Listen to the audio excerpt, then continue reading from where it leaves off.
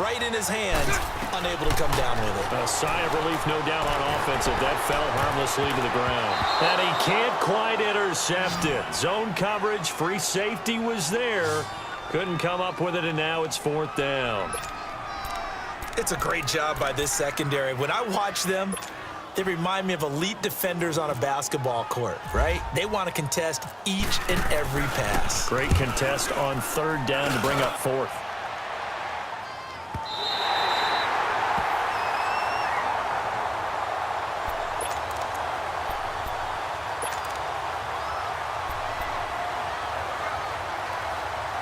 Wentz and the Eagles now with a 1st and 10 at the 20.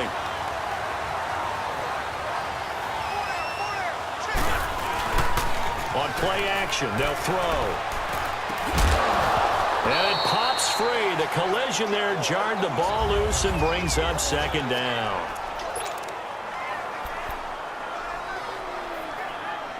After the incompletion, here's 2nd and 10 from the 20.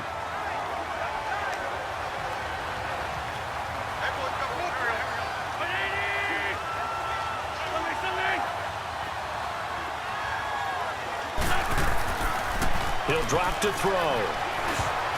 And this will be incomplete. The linebacker, Miles Jack, able to knock that one away. Miles Jack can just flat out cover. Doesn't matter who's out there, and he can do it really well in man. How about what he just did there in zone, though? Eyes in the right place, saw where the ball was going, reacted appropriately, and knocked it away. Now they face a 3rd and 10 after back-to-back incompletions.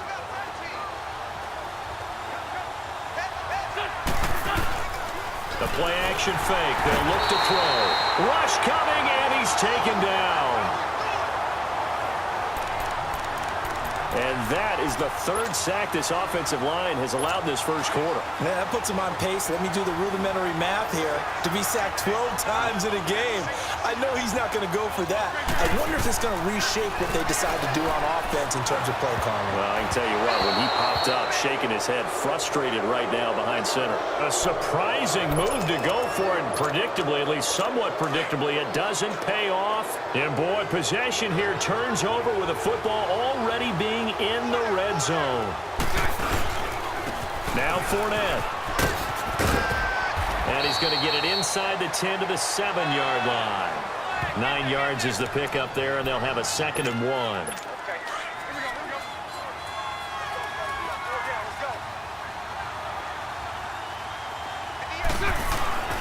Now back to throw. That is caught at the 7-yard line. And he will get this into the end zone for a Jaguar touchdown. Niles Paul, a 7-yard touchdown grab. And the Jags have taken the early lead. The tight end position has always been dangerous, especially in the red zone. Oh, they flip it to the kicker. He looks like he's going to throw it. Quick hitter here. It's complete.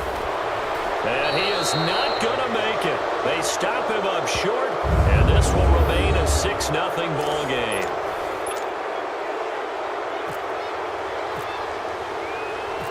Here's Lambeau out to kick this one away. That'll be taken in the end zone. And no run back here. This will be a touchback, and it comes out to the 25-yard line. Wentz and the Eagles now with a 1st and 10 at their own 25-yard line. He'll look to throw. Eluding the pressure right. And he's got room. And he's able to get out to the 32, brought down there. Nice work to get 7 out of that, and it's 2nd down. I think we have to give credit to him for buying time and extending the play. But, you know, there's some really upset defenders on that one. They thought that they had him. Instead, he was coated in Teflon and got away. They'll set up to throw. And he'll get it up to the 33-yard line. All that gets him is just a yard, and now it's 3rd down. Nice job there defensively. A great time to dial up a blitz. And give him credit under center instead of throwing it away. Actually a pretty good job of getting past the line of scrimmage, not losing yardage.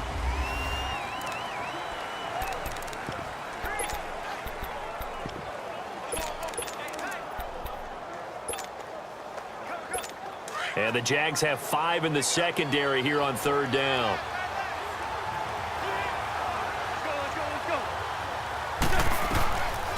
They'll look to throw. Escaping the pressure right. On the run, he'll let this go deep. This is caught inside the 15. And he'll be down deep into Jacksonville territory. They're able to convert on 3rd down, and that sets up a 1st and goal. Nice movement there by Carson Wentz outside of the pocket, completes another pass. Help me out here, partner. He's not sneaky athletic. He is athletic. How many times do I have to say it? Yeah, you've been making that declaration. And a big loss here as he's taken down. Malik Jackson in there to pick up his 2nd sack now of the afternoon. And on 1st and goal, they decided to throw for it, but the coverage was excellent. And he kept holding the ball, hoping someone would shake free. Instead, he's hit and drop. And now, they're not even in the red zone anymore. They'll set up a throw. Nowhere to go here. He lost the football. And the Jags grab it. And the return out shy of midfield to the 46-yard line. With no running backs in the backfield to help pass protect, all the receivers in their patterns, it's going to be hot routes. If they sense a blitz or pressure on the quarterback, they've got to be prepared to break routes off early and get the football. In this case, never even had a chance. They popped the ball free in the backfield. They'll try and start this drive in the air. And incomplete on the deep ball. Brandon, it looked like he had his hands on it for a moment, but let's face it, that was going to be a tough catch all the way because of the presence of the defense right there as he was trying to haul it in. Yeah, nice job to force the incompletion. He'll look to throw. And Austin Seferian-Jenkins has it. And he'll be taken down, but not before getting this inside the 30. A good pickup there, 26 yards. Partner, it's a lot of fun watching the NFL now, isn't it? Because when the big fella runs routes, it used to be when we were kids, he'd run about 3 different routes, and that was it. Now he can run anything and catch the balls we just saw there. The effort's always going to be there. Everyone's always going to try and make a catch, but underthrown balls, I think, are the toughest ones to come back and get because usually your momentum's going in the opposite direction when you're trying to stop, break, and come back and get it. Now he'll look to throw here on 2nd and 10.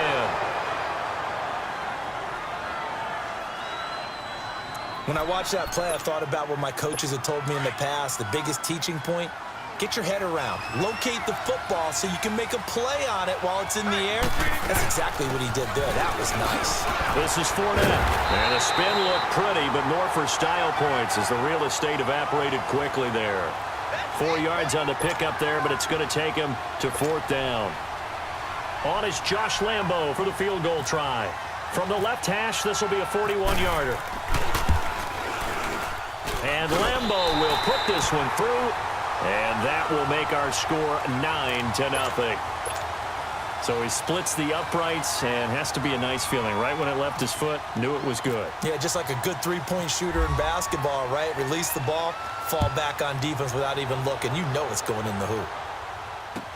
On the return, it's Wendell Smallwood.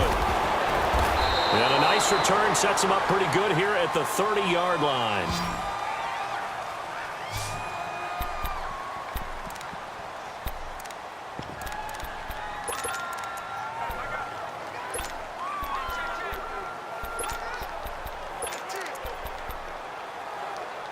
Wentz and the Eagles now with a 1st and 10 right at the 30.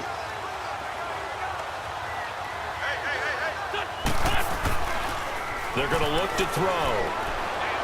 He's going to air one out. It's caught inside the 25.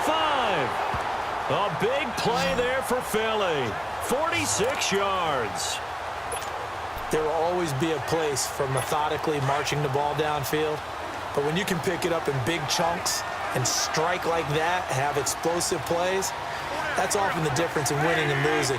Those types of plays that can knock a defense off balance, that'll drive a team towards a victory. Flushed out right. And he takes it down to the 10-yard line. Opted to run for it. The decision a good one. Picking up the first, getting 14 yards on the scramble. So the youngster able to use the legs to pick up the first. And one of my pet peeves when they see this guy play, when Carson Wentz takes off running the football, I always hear people go, oh, he's sneaky athletic. No, he's athletic. And a big loss here as he's taken down.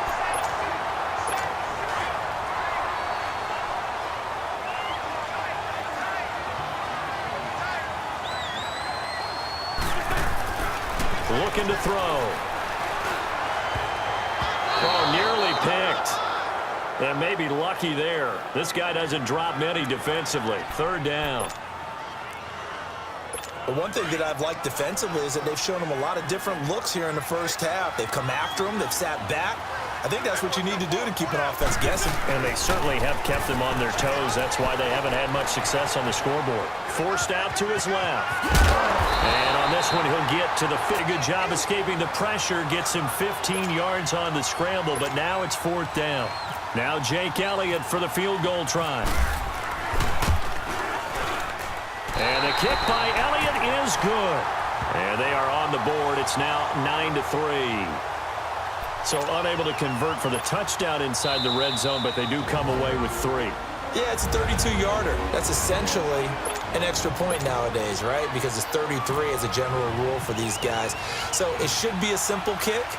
But you know what's really strange nowadays? When they miss an extra point, I think they carry that with them longer than missing a field goal because an extra point's supposed to be automatic. Absolutely, and I would think even field goals inside of 30 yards, even though they're substantially shorter than a PAT, it just has a different feel, doesn't it? A different feel, a different vibe. That's what I get from all the kickers I talk to. They always say if I miss an extra point, that's the one that bothers me more.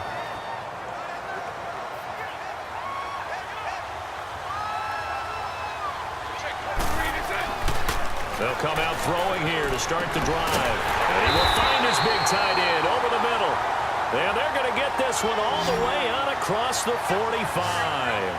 And a nice gain of 21 yards.